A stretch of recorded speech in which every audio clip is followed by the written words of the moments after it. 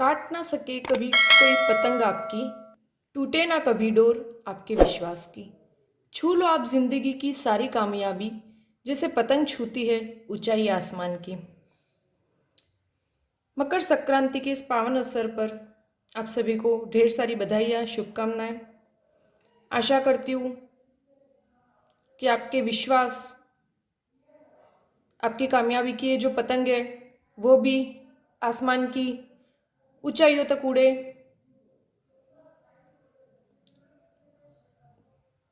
आज पुनः मैं अपने YouTube चैनल साहित्यिक सौष्ठव के माध्यम से आपके समक्ष एक नए टॉपिक को लेकर उपस्थित हुई हूँ। तो चलिए शुरू करते हैं आज का टॉपिक। अभी तक हमने विकारी शब्द तथा अविकारी शब्दों में क्रिया विशेषण तथा समुच्चय बोधक हम पढ़ चुके हैं। आज हम तीसरे अव्यय संबंध बोधक की बात करने जा रहे हैं। संबंध बोधक को ही अंग्रेजी में प्रीपोजिशन कहते हैं। संबंध बोधक अर्थात प्रीपोजिशन, इसकी परिभाषा है ऐसे अव्यय शब्द जो संज्ञा व सर्वनाम शब्दों के साथ आकर उनका संबंध वाक्य के अन्य शब्दों के साथ प्रकट करते हैं, उन्हें संबंध बोधक कहते हैं। अब इस परिभाषा पर अगर आप गौर करो तो इससे ही मिलती जुलती परिभाषा हमने पढ़ी थी कारक की। कारक की परिभाषा कहती है कि संज्ञा या सर्वनाम के जिस रूप से उसका संबंध वाक्य के अन्य शब्दों से जाना जाए उसको कारक कहते हैं। अब संबंध बोधक और कारक में क्या डिफरेंस है? यहाँ पर भी संज्ञा और सर्वनाम शब्दों के साथ आकर ये उसका संबंध वाक्य के अन्य शब्दों के साथ प्रकट करता है, और वहाँ पर भी वो संज्ञा और सर्वनाम शब्दों के साथ जुड़ करके उन शब्दों का वाक्य के अन्य शब्दों के साथ संबंध जोड़ने का कार्य करता है। अब जो अंतर है वो आज हम इन 3 एग्जाम्पल से आपको बिल्कुल स्पष्ट हो जाएगा। सबसे पहला एग्जाम्पल है उस पेड़ के पत्ते झड़ चुके हैं। व्याकरणिक दृष्टि से हम इन सबको अलग करते हैं। पेड़ संज्ञा शब्द है, उसके बाद जुड़ा के परसर्ग या कहूँ विभक्ति चिन्ह, और फिर पत्ते जो है वो हमारे हो गया संज्ञा शब्द। हम जब कारक पढ़ते हैं तब वो कहता है कि भाई संज्ञा सर्वनाम शब्दों के जिस रूप से, मतलब ये उसके साथ जुड़ करके वाक्य के अन्य शब्दों से उसका संबंध स्थापित करता है। तो जो पेड़ के साथ के विभक्ति चिन्ह या परसर्ग लगा है वो इस संज्ञा शब्द पेड़ का ही एक रूप है। पेड़ के, पेड़ पर, पेड़ में, है ना। तो विभक्ति चिन्ह लग करके कारक के माध्यम से उस संज्ञा शब्द के रूप बदलते रहते हैं या अलग अलग रूप बनाए जाते हैं, और वो रूप उसी वाक्य में आने वाले दूसरे शब्दों से उसका संबंध स्थापित करता है। तो यहाँ पर पेड़ के पत्ते, इस पूरे पद को अगर हम देखें तो यहाँ पर हमारे संबंध बोधक काके की संबंध कारक में आता। कौन सा कारक है यहाँ पर? संबंध कारक। किसके पत्ते? पेड़ के पत्ते। तो जो पेड़ के साथ के लगा है वो इस पेड़ और पत्ते दोनों शब्दों को आपस में जोड़ रहा है और इनका अर्थ स्पष्ट कर रहा है, इसलिए यहाँ पर संबंध कारक का प्रयोग हुआ है। दूसरा वाक्य देखते हैं, वह पेड़ के नीचे सोया था। इसमें भी पेड़ संज्ञा, के जो है वो हमारे विभक्ति चिन्ह या कहो आप परसर्ग, सोया था हमारे हो गया क्रिया। उसके पहले हमको एक वर्ड मिल रहा है नीचे। तो अब ये जो नीचे वर्ड है वो क्रिया के जस्ट पूर्व में आ रहा है, ठीक है, और ये क्रिया की विशेषता बता रहा है। तो हम यहाँ पर प्रश्न पूछेंगे कि कहाँ सोया था? तो पेड़ के नीचे। ये जो नीचे यहाँ पर है वो है अव्यय शब्द, ठीक है, और हमको क्रिया के साथ हमने प्रश्न किया और हमको उत्तर मिल गया, इसलिए यहाँ पर ये वाक्य जो है वो क्रिया की विशेषता बताने के कारण क्रिया विशेषण हुआ। अंतिम वाक्य की तरफ आते हैं। वह पेड़ के नीचे आराम से सोया था। हमने यहाँ पर सिर्फ इतना सा नया जोड़ा है, आराम से, लेकिन इतने से जोड़ने पर यहाँ पर क्रिया विशेषण से हो जाता है संबंध बोधक। अब इसमें क्या अंतर आया? यहाँ पर है हमारे क्रिया, ये हुआ हमारे संज्ञा शब्द, और ये जो के नीचे है विभक्ति चिन्ह और उसके साथ अव्यय, विभक्ति चिन्ह प्लस उसके साथ लगा हुआ अव्यय शब्द। हमने हमारी आज परिभाषा में देखा ऐसे अव्यय शब्द जो संज्ञा व सर्वनाम शब्दों के साथ आकर, संज्ञा शब्द उसके साथ लगा के नीचे अव्यय आकर उनका संबंध वाक्य के अन्य शब्दों के साथ प्रकट करते हैं। के नीचे जुड़ करके आराम से सोया था, इस पूरे बाकी के बच्चे वाक्यांश के साथ इस पेड़ शब्द को इसने जोड़ने का कार्य किया। ये जोड़ता है इस पूरे के साथ, और ये जोड़ने का कार्य क्या कर रहा है? के नीचे।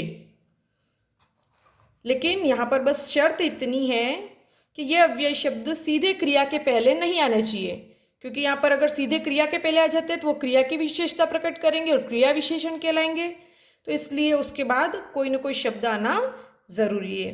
तो यहाँ पर पेड़ के साथ के नीचे जो शब्द अव्यय शब्द जुड़ा है, ये जुड़ करके वाक्य के बाकी पूरे वाक्य के साथ इसका संबंध जोड़ता है, इसलिए यहाँ पर ये संबंध बोधक अव्यय है। अब ये जो अव्यय शब्द है वो देखो, ना तो संज्ञा शब्द है, मतलब व्यक्ति वस्तु स्थान का नाम भी नहीं है, ना सर्वनाम शब्द है, ना क्रिया है, ना ही ये हमारे विशेषण शब्द है, और ना ही इसमें कोई क्या नहीं लगी हुई है, कोई प्रत्यय भी नहीं लगा हुआ है, और इस कारण यहाँ पर ये संबंध बोधक अव्यय है। संबंध बोधक अव्यय के जो भेद है वो 3 आधारों पर किए जाते हैं। उनका एक चार्ट बना लेते, एक सारणी के माध्यम से समझ लेते हैं। संबंध बोधक अव्यय के सबसे पहले प्रयोग के आधार पर हमने 2 भेद किए हैं, संबद्ध और अनुबद्ध। अब ये जो संबद्ध है उसमें क्या होता है?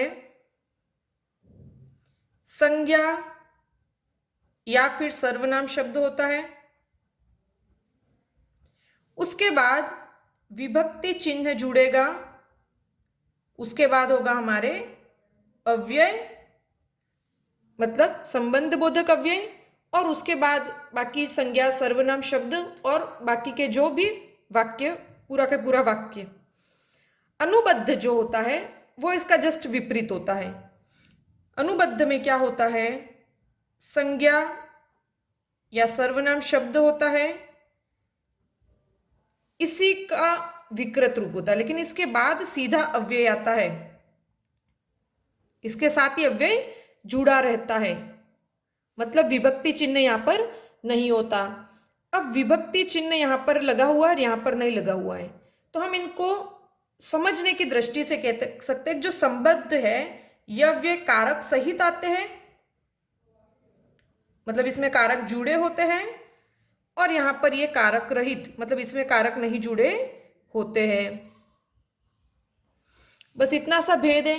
ये इसमें विभक्ति चिन्ह लगा होगा और इसमें विभक्ति चिन्ह नहीं लगा होगा, और बाकी तो वही संज्ञा सर्वनाम होगा, फिर विभक्ति चिन्ह, अव्यय, फिर संज्ञा सर्वनाम, और बाकी का पूरा क्रिया वगैरह पूरा वाक्य। इसमें संज्ञा सर्वनाम के बाद सीधे ही अव्यय होता है, अर्थात ये संज्ञा और सर्वनाम शब्दों के विकृत रूप के साथ प्रयुक्त होता है बिना विभक्ति चिन्ह के। अब इसके बाद हम पढ़ते हैं इसका दूसरा आधार। व्युत्पत्ति के आधार पर भी संबंध बोधक के 2 भेद होते हैं, यौगिक संबंध बोधक और मूल संबंध बोधक।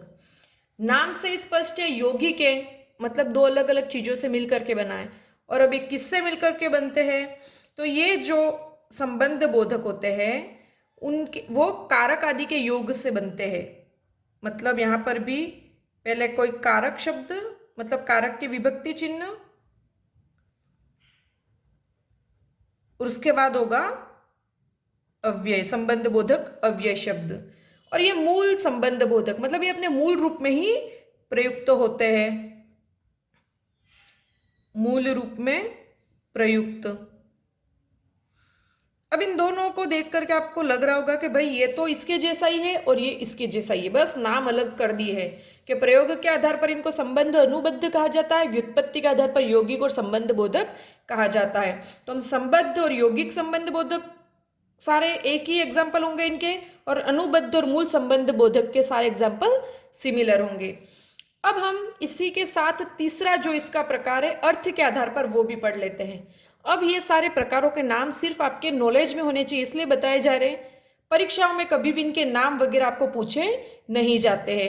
आपको एक वाक्य, परीक्षा में किस तरीके के वाक्य पूछे जाते हैं वो हम एक साथ ही पूरे सॉल्व करेंगे और उनमें हम देखते जाएंगे, क्योंकि जितने भी कारक सहित है उनको चाहे तुम संबद्ध कह दो, यौगिक कह दो या अर्थ के आधार पर किसी भेद के अंतर्गत ले लो, बात एक ही है। और जो कारक रहित है उनको भले तुम अनुबद्ध कह दो, मूल संबंध बोधक कह दो, कोई फर्क नहीं पड़ता है। तो चलिए बढ़ते हैं हम इसके तीसरे आधार के तरफ। संबद्ध या यौगिक संबंध बोधक में हमने देखा था कि संज्ञा सर्वनाम शब्द के बाद पहले विभक्ति चिन्ह आएगा और फिर अव्यय आएगा, संबंध बोधक अव्यय। तो इसके एग्जाम्पल्स होते हैं, जो शब्द होते हैं संबंध बोधक अव्यय के, वो है के समान। तो के तो हो गया विभक्ति चिन्ह, समान, की अपेक्षा, के बाहर, के अंदर, से परे, के पीछे, के बिना, के मारे, के भीतर। तो यहाँ पर के, की, ये जितने भी है वो तो हमारे कारक चिन्ह हैं, और उसके बाद पीछे समान, भीतर, परे, बिना, ये सारे शब्द हमारे संबंध बोधक अव्यय है। अब बस यहाँ पर ये जो विभक्ति चिन्ह है वो गायब हो जाएगा। तो अनुबद्ध या मूल संबंध बोधक में बिना, पूर्वक, तक, पास, रहित, सहित, साथ, हीन और भर, यही सारे शब्द आपको फिर से दिखाई देंगे। बस यहाँ पर कारक चिन्हों के साथ वो शब्द प्रयुक्त होते हैं और यहाँ पर कारक चिन्हों के बिना। और इन्हीं शब्दों को वापस हम जब अर्थ के आधार पर और इनके भेद करेंगे, उन भेदों में भी आपको यही के यही शब्द मिलेंगे। बस कहना ये चाहती हूँ कि आप इन शब्दों को सिर्फ एक बार ध्यान में रख लीजिए, इनको आपको रट के याद नहीं करना है कि भाई ये शब्द है, ये नहीं है। आपको वहाँ पर वाक्य पढ़ते ही समझ में आ जाएगा, हाँ ये अव्यय शब्द है और यह अव्यय के इस भेद के अंतर्गत आएगा। अर्थ के आधार पर संबंध बोधक अव्यय के निम्न प्रकार होते हैं। सबसे पहला है कालवाचक। ये सारे शब्द जो है वो हमें कालवाचक, मतलब समय की सूचना प्रदान करते हैं। के पहले, के पीछे, के उपरांत, से पूर्व, के पश्चात, के अनंतर। स्थानवाचक के आएंगे के भीतर, के बाहर, के अंदर, के बीच, के तले, के समीप, से दूर, के ऊपर और के नीचे। दिशा सूचक में आएंगे की ओर, की तरफ, के पार, के चारों ओर, के आसपास, के दोनों ओर आदि। तुलनावाचक, मतलब दो व्यक्तियों या दो वस्तुओं में तुलना की जाएगी जब, की अपेक्षा, की तरह, की तुलना में।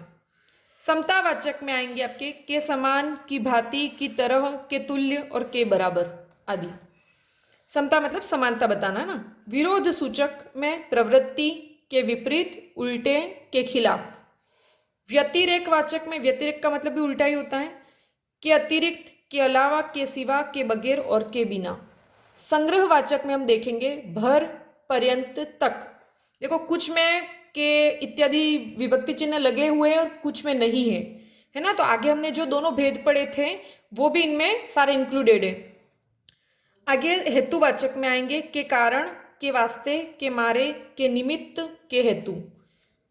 साधनवाचक के अंतर्गत आएंगे द्वारा, जरिए, मार्फत, के हाथों। संगवाचक में आएंगे समेत, साथ, संग, सहित। विनिमयवाचक, विनिमय मतलब लेन देन, के स्थान पर, बदले में, के एवज में। और पृथकतावाचक मतलब अलग करने के अर्थ में से दूर और से परे। अब आपको ये सारे शब्द बस अपने ध्यान में रखने हैं, ठीक है। इनको रटना नहीं है किसी भी तरीके से। एग्जाम्पल्स आप जैसे ही पढ़ोगे आपके दिमाग में तुरंत ही क्लिक हो जाएगा।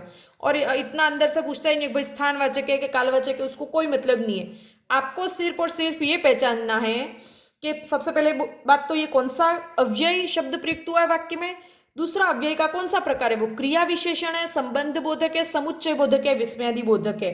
इसलिए आप बिल्कुल भी इन चीज़ों को रटने का प्रयास ना करें। अब हम बहुत सारे एग्जाम्पल्स देख लेते हैं और इनमें ध्यान रखने वाली क्या चीज़ें हैं उनको भी हम नोट डाउन कर लेते हैं। द एग्जाम्पल से इन पे डिस्कस करते हैं। सबसे पहला है, मोनिशा दिन भर पुस्तक पढ़ती रही।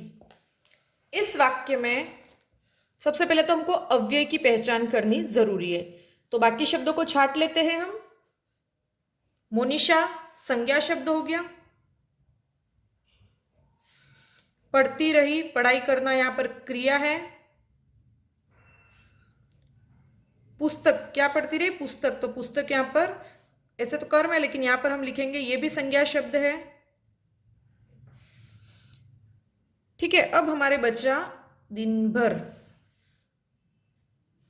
यह जो दिन भर शब्द है वह हमारे यहां पर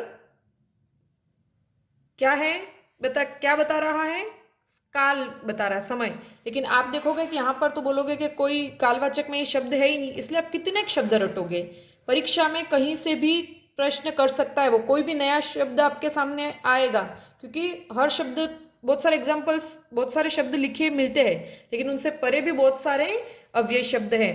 तो यहाँ पर जो मोनिशा दिन भर पुस्तक पढ़ती रही, ये जो दिन भर शब्द है वो मोनिशा और पुस्तक इन दोनों को आपस में जोड़ने का कार्य कर रहा है। अर्थात ये संज्ञा या सर्वनाम शब्दों, हमने परिभाषा पढ़ी थी ना कि ऐसे अव्यय शब्द जो संज्ञा और सर्वनाम शब्दों के साथ आकर उनका संबंध वाक्य के अन्य शब्दों के साथ जो प्रकट करते हैं। तो मोनिशा का संबंध पुस्तक के साथ, पुस्तक पढ़ती है, इस पूरे वाक्यांश के साथ जोड़ने का कार्य कर रहा है ये दिन भर शब्द। यहां पर ये संबंध बोधक अव्यय का उदाहरण है और यहां पर ये अव्यय शब्द है ना। दूसरा एग्जाम्पल से, शारिम दिन भर खेलता रहा। शारिम हमारे संज्ञा शब्द, व्यक्ति विशेष का नाम है। खेलता रहा, खेलना क्रिया, और दिन भर जो है वो हमारे अव्यय है। क्रिया के साथ हमने प्रश्न किया, यहां पर क्रिया के पहले दिन भर शब्द है। हमने जब क्रिया विशेषण पढ़े थे तब 4 प्रश्न, कैसे, कब, कहाँ और कितना। तो यहाँ पर शारिम दिन भर खेलता रहा, तो हम क्या प्रश्न करेंगे, शारिम कब खेलता रहा, कब, तो दिन भर। तो यहाँ पर ये कालवाचक मतलब समय बता रहा है, लेकिन ये क्रिया के बाद पहले आया है, अर्थात ये क्रिया की विशेषता प्रकट कर रहा है और इसलिए यहाँ पर ये क्रिया विशेषण है। तो आपको बस संबंध बोधक और क्रिया विशेषण में भेद करने के लिए बस एक चीज का ध्यान रखना है कि क्रिया के सीधे पहले अगर ये अव्यय शब्द आए तो वो क्रिया विशेषण के अंतर्गत आएंगे, लेकिन क्रिया और अव्यय शब्द के बीच में अगर और संज्ञा सर्वनाम शब्द आपको मिलते हैं तब वह संबंध बोधक अव्यय का उदाहरण होगा। तो 2 चीजें हम नोट डाउन कर लेते हैं नोट में। पहली बात तो यह अव्यय शब्द 2 संज्ञा या सर्वनाम शब्दों को आपस में जोड़ने का कार्य करते हैं। दूसरी चीज, ये वाक्य के बीच में आएंगे। और तीसरी चीज, ये कभी भी क्रिया के पहले, तुरंत पहले नहीं लगेंगे। नोट नंबर 1 है, संबंध बोधक अव्यय वाक्य के मध्य में आते हैं। नंबर 2, ये संज्ञा सर्वनाम शब्दों का संबंध वाक्य में प्रयुक्त अन्य संज्ञा सर्वनाम शब्दों या अन्य वाक्य के साथ स्थापित करते हैं। और तीसरा और सबसे इंपॉर्टेंट जो कि हमेशा आपके दिमाग में रहना चाहिए परीक्षा में, वो है यदि ये शब्द क्रिया के ठीक पूर्व प्रयुक्त होते हैं तो ये क्रिया की विशेषता प्रकट करने के कारण क्रिया विशेषण कहलाएंगे। क्योंकि है तो सारे अव्यय ही, चाहे वो क्रिया विशेषण हो, संबंध बोधक हो, समुच्चय बोधक है, ये सारे शब्द तो बिल्कुल सिमिलर होंगे, लेकिन इनकी स्थिति जो है वाक्य में कहाँ पर ये स्थित है उसके आधार पर ये इनके भेद बदल जाएंगे। अगर क्रिया से ठीक पहले कोई अव्यय शब्द आता है तो वो क्रिया विशेषण होता है, और अगर क्रिया के पूर्व किसी संज्ञा सर्वनाम शब्द होगा और उसके पहले अव्यय शब्द आपको मिलेगा तो वहां पर वो संबंध बोधक हो जाएगा, क्योंकि वो इन संज्ञा शब्दों को वाक्य के अन्य शब्दों के साथ उनका संबंध स्थापित करता है या उनको जोड़ने का कार्य करता है। अब बहुत सारे एग्जाम्पल्स लिख लेते हैं, फिर उनको हम हल करते हैं। हम वाक्य पढ़ते जाते हैं और उसमें सारे जितने भी अव्यय शब्द हैं उनको छांटते हैं। रसोई घर के आसपास जूते मत उतारो। इस वाक्य में आप बताइए कि कहाँ पर संबंध बोधक अव्यय का प्रयोग हुआ है। के आसपास। और इन भेदों के अंतर्गत अगर अपन देखें तो यहाँ पर दिशा सूचक और के लगा है, अर्थात संबंध और यौगिक संबंध बोधक, ये तीनों का उदाहरण है। ठीक है, दूसरा वाक्य देखते हैं। देखो, इसमें रसोई घर और पीछे जूते दोनों संज्ञा शब्द हैं। ध्रुव के पहले सुमित को कोपियां मिली। के पहले ध्रुव और सुमित दोनों संज्ञा शब्द हैं, और यहाँ पर के पहले से पता चलता है कालवाचक है। अरविंद के यहाँ आलोक का जन्मदिन मनाया गया है। के यहाँ सत्येंद्र के हाथ पुस्तकें भिजवा दीजिए। के हाथ, यहाँ से पता चलता है हमें जो के हाथ मतलब साधनवाचक। यहाँ पर हमने देखा था के हाथ द्वारा, जरिए, मार्फत, यहाँ पर होता सत्येंद्र के जरिए या सत्येंद्र के मार्फत पुस्तक भिजवा दीजिए, कोई भी शब्द आ सकता था। मेरे सामने से हट जाओ।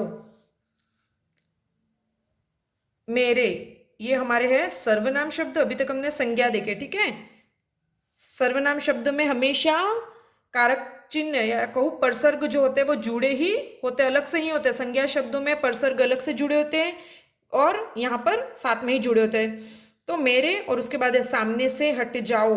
हट जाना यहाँ पर हमारे है क्रिया। ठीक है, और क्रिया और जो अव्यय शब्द है उसके बीच में यहाँ पर ये जो से परसर्ग का प्रयोग हुआ है, इसी के कारण यहाँ पर ये संबंध बोधक अव्यय है। हमने बात की थी कि उन दोनों के बीच में कुछ न कुछ शब्द होना चाहिए। आगे देखते, लतिका सामने रहती है। क्रिया है रहना, और हमने क्रिया के साथ प्रश्न कहा, कहाँ रहती है? सामने। यहाँ पर भी सामने था, देखो यहाँ हट जाओ, सामने से हट जाओ। तो अपन क्रिया के साथ प्रश्न करें, क्या हट जाओ, तो हमको कोई उत्तर नहीं मिलेगा। कहाँ हट जाओ, तो हम कहेंगे सामने से। ठीक है, लेकिन यहाँ पर से है इसलिए संबंध बोधक है, और यहाँ पर क्रिया लतिका सामने रहती है, कहाँ रहती है? सामने। तो यहाँ पर जो है वो स्थानवाचक क्रिया विशेषण का प्रयोग है, क्योंकि ये क्रिया की विशेषता बता रहा है। अगर यहाँ पर होता लतिका सामने के घर में रहती है, अगर के घर में इतना भी जुड़ जाता तो वो संबंध बोधक हो जाता। आगे देखिए, पुत्र के जरिए वह यश लाभ चाहता है। के जरिए पुत्र शब्द संज्ञा शब्द, और वह जो है वो हमारे सर्वनाम। दोनों सर्वनाम भी हो सकते हैं, संज्ञा सर्वनाम भी हो सकते हैं, कुछ भी हो सकता है। धन के अतिरिक्त शिक्षा भी जीवन का अंग है। इसमें अव्यय शब्द कौन सा है? के अतिरिक्त। धन और शिक्षा दोनों हमारे संज्ञा शब्द हैं। मौसम के प्रतिकूल खान पान से बीमार पड़ सकते हैं। के प्रतिकूल, ठीक है, ये जो है वो हमारे क्या है? अव्यय शब्द है। ये किसके भेद है वो आप सब छाट छाट के उनको भी चाहो तो आप लिख सकते हो। चलिए आगे सॉल्व करते हैं। भक्ति के स्थान पर पूजा गीत गाएगी। इस वाक्य में के स्थान पर ये पूरा हमारे जो है वो अव्यय है। वह तुम्हारी सोच से परे विद्वान है। से परे। वस्त्रों के बदले में धन दे दो। के बदले। वर्ष भर अकाल पड़ा। अब यहाँ पर बोलोगे भाई यहाँ पर क्या है, तो जो भर शब्द है वो वर्षा संज्ञा शब्द के साथ ही जुड़ करके आया है। हमने यहाँ पर पढ़ा था ना अनुबद्ध, इसमें संज्ञा सर्वनाम शब्दों के साथ ही अव्यय जुड़ जाते, इनके विकृत रूप होते हैं अनुबद्ध में। तो यहाँ पर ये अनुबद्ध का ही उदाहरण है, इसलिए यहाँ पर वर्ष के साथ सीधे ही भर शब्द जुड़ा हुआ है। वर्ष भर अकाल पड़ा। ठीक है, मैं जीवन पर्यंत तुम्हारी सेवा करूंगी। तो मैं सर्वनाम हो गया हमारे, और तुम्हारी भी यहाँ पर सर्वनाम शब्द है, और ये जो जीवन पर्यंत है वो हमारे संबंध बोधक अव्यय है, जो कि इसमें को वाक्य में आए दूसरे शब्दों के साथ जोड़ने का कार्य कर रहा है। उसने पूजा के निमित्त फूल लिए। के निमित्त, पूजा भगवान की पूजा करने के लिए है ना, के निमित्त के लिए जो भी आता। एक नौकर के सिवा घर में कोई नहीं था। यहाँ पर क्या है? के सिवा। आगे भी और पीछे भी दोनों जगह संज्ञा शब्द है। ठीक है, संज्ञा प्लस विभक्ति चिन्ह प्लस अव्यय, वही संबंध बोधक अव्यय, पूरा नहीं लिख रही हूँ, प्लस संज्ञा। ठीक है, ये हमने फॉर्मेट पढ़ा था ये फॉर्मेट मिल गया। अगर यहाँ पर संज्ञा की जगह क्रिया होती तो क्रिया विशेषण हो जाता है, यहाँ पर संज्ञा या सर्वनाम शब्द मिल जाता है आपको पीछे अव्यय के बाद, तो वो संबंध बोधक अव्यय होता है। विद्यालय के आसपास वाहनों की गति धीमी करने के निर्देश लगे हैं। यहाँ पर पहचानो कहाँ पर है, के आसपास, उसके मन के भीतर चोर है, मन के भीतर है ना। माँ के समान प्रेम संसार में कोई नहीं कर सकता, इस वाक्य में कहाँ पर है अव्यय, के समान है ना, हमने समता तुलना बताई, समतावाचक। शिशु सहित माता सो गई, सहित यहाँ पर साथ में जुड़ के आया है, कहीं कारक चिन्हों के साथ मिलेगा, कहीं पर सीधे जुड़े हुए मिलते हैं। आगे देखते हैं, वह परिवार सहित यात्रा पर गया, तो यहाँ पर भी सहित, परिवार जो शब्द है वो संज्ञा शब्द, सहित यहाँ पर माता और शिशु दोनों संज्ञा शब्द थे। बिल्ली ने कटोरा भर दूध पी लिया, तो कटोरा भर ये पूरा संज्ञा शब्द के साथ ही अव्यय जुड़ा हुआ है। आगे देखिए, पर्वत के पीछे सूर्य अस्त हो गया, पर्वत संज्ञा शब्द, सूर्य संज्ञा शब्द और के पीछे जो है हमारे अव्यय है। उसके अलावा मैं चाय के साथ बिस्कुट खाता हूँ, तो मैं चाय के साथ ये जो पूरा है वो अव्यय। गर्मी के मारे सबके पैर जल उठे, के मारे, गर्मी और सबके, गर्मी संज्ञा और सबके जो है वो हमारे क्या हो गया, सर्वनाम। तो संज्ञा या सर्वनाम कोई भी शब्द आगे पीछे हो कोई फर्क नहीं पड़ता, बीच में हमारे विभक्ति चिन्हों के साथ भी संबंध बोधक अव्यय आ सकता है और विभक्ति चिन्हों के रहित भी संबंध बोधक अव्यय आ सकता है। तो हमने सभी प्रकार के एग्जाम्पल सॉल्व किए। परीक्षा में आपको सीधा बस एक एग्जाम्पल देगा और उसमें पूछेगा इसमें, इस वाक्य में अव्यय छाटिए, तो आपको बताना इस वाक्य में से परे पूरा अव्यय है, ठीक है। या फिर उस पूरे वाक्य में बोलेगा वह तुम्हारी सोच से परे विद्वान है, से परे को अंडरलाइन करके पूछेगा निम्न में से है, क्रिया है, संबंध बोधक अव्यय है, कारक है, या इस तरीके से 4 ऑप्शंस और उसमें से आपको पहचानना होगा। या फिर कारक के अव्यय के ही चारों भेद दे करके आपको पूछेगा कि उनमें से कौन सा अव्यय है। तो इस तरीके के बस 2 या 3 टाइप्स के प्रश्न पूछे जाते हैं। एक अंतिम जो है हमारे विस्मयादि बोधक अव्यय, वो पढ़ाने के बाद एक पिछली परीक्षाओं में पूछे गए अव्यय से संबंधित सारे प्रश्न हम हल करेंगे। ऐसे एक पूरी टेस्ट सीरीज का वीडियो हम बनाएंगे, तो उससे आपको परीक्षा में पूछे जाने वाले प्रश्न आसानी से समझ में आ जाते हैं। अगर अव्यय की बात करें तो इसमें ज़्यादा इम्पोर्टेंट आपके लिए संबंध बोधक और क्रिया विशेषण ही है। ज़्यादातर परीक्षाओं में इन दोनों से ही संबंधित बहुत प्रश्न अगर पूछे जाते हैं तो ये दोनों ज़्यादा इंपॉर्टेंट है ना। और इनमें भी अगर सबसे ज़्यादा बात की जाए तो फर्स्ट पोजीशन आती है क्रिया विशेषण की। तो आशा करती हूँ आज का वीडियो आपको अच्छा लगा। आप इसको अपने दोस्तों के साथ भी बांटिए। ऊपर आई बटन पे क्लिक कीजिए, इसके पहले बने हुए जो वीडियो वो भी आपको वहाँ से मिल जाएंगे। और अगर आपने चैनल को सब्सक्राइब नहीं किया है तो प्लीज़ इसको सब्सक्राइब कीजिए। Do like, share and subscribe. Thank you so much.